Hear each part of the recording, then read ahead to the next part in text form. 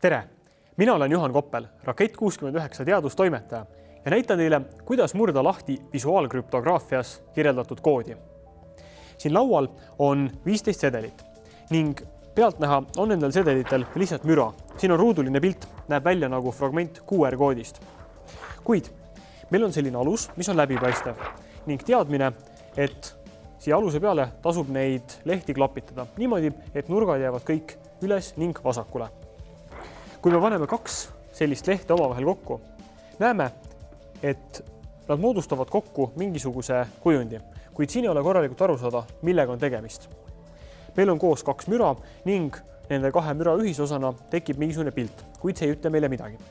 Järgmine tegevus, mida edasi teha, ei ole kindlasti see, et hakkame nüüd kõiki suvaliselt kokku klapitama või isegi väga süstemaatiliselt kõiki kõigiga paaridesse panema, vaid jätame ühe nendest kiledest paika ning hakkame siia teisi peale proovima.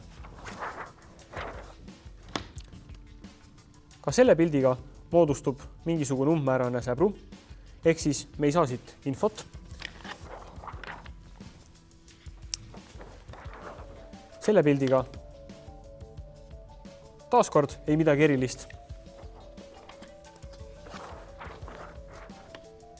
Aga näiteks selle pildi lisamisel näeme, et ekraanile moodustuvad selgelt hammasrattad ning siia alla number 2.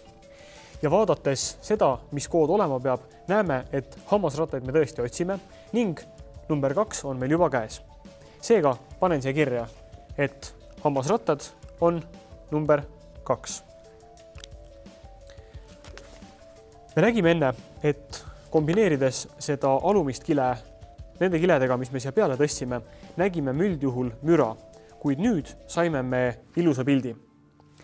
Ja oluline teadmine, mida nüüd rakendada on, et krüptograafias on väga oluline selline termin nagu võti. Kui me kombineerime infot, mis on krüpteeritud võtmega, siis me saame lahti šifreeritud info. Ja antud hetkel on väga võimalik, et me leidsimegi üles võtme ning kombineerisime seda infoga, saades sellise tulemuse. Seega, ülemise pildi lisamine andis meil hetkel hea vastuse ja nüüd võtan ma hoopis alumise pildi ära ning hakkan edaspidi kombineerima just selle kilega, mis enne oli üleval pool. Panen hammasratastega kile korraks kõrvale ning vaatan uuesti läbi need kiled, mida me enne proovisime.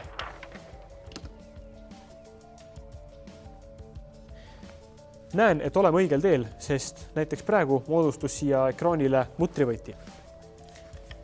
Enne oli siin lihtsalt müra.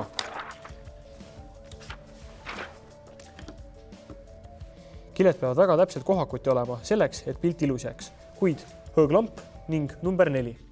Ja otsitavas koodis on hõõglamp esimesel kohal. Kirjutame siia üles, et esimene liige sellest koodist on 4. Jätkame otsimist.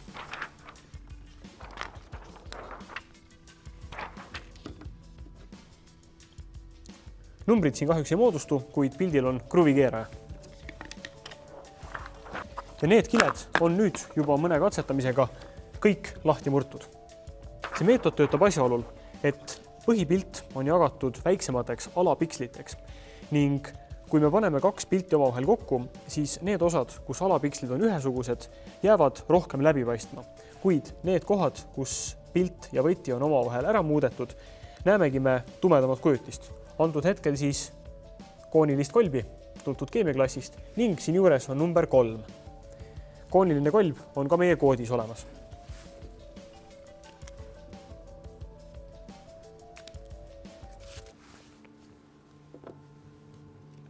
Otsime edasi.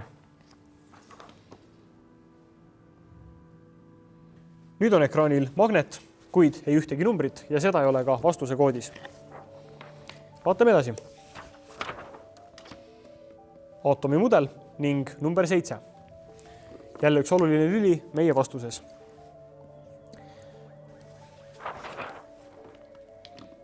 See tundub olevat kruvi, kuid numbrit siin ei moodustu. Kindlasti märkate ka neid musti alasid, mis siin on. Need mustad alad on siia jäetud põhjusel, et nendel erinevatel võtmega piltidel on ka numbrid sisse kodeeritud ja kui need mustasid alasid ei oleks, siis tuleks need numbrid siia väga kergesti välja. näiteks praegu, kui ekraanil on rakett ning siin üleval number 2, siis selle sama pildi mingi muu pildiga kombineerimisel, kui seal ei oleks neid mustasid alasid, tuleks see 2 samamoodi välja. Aga selleks, et ülesanne oleks realistlikum ja keerulisem, on need võtmega alad ära maskeeritud. Kirjutame siia üles number 2. Ja meil on vaja leida veel vaid gloobus, et vastus oleks olemas.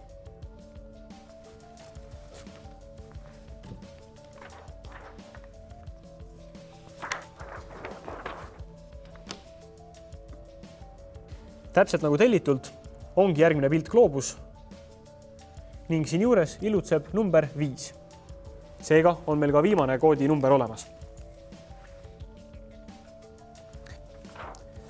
Kontrollid on jäänud veel vaid 2 kile, näitan siis need ka ära. Lisaks on piltidel olemas patarei,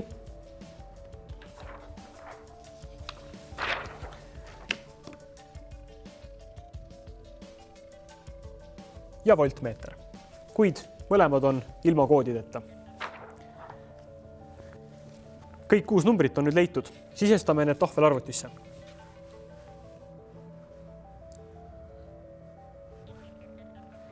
Loomulikult on tegemist õige vastusega ja täpselt nii lihtne ongi lahendada visuaalkrüptograafia ülesannet.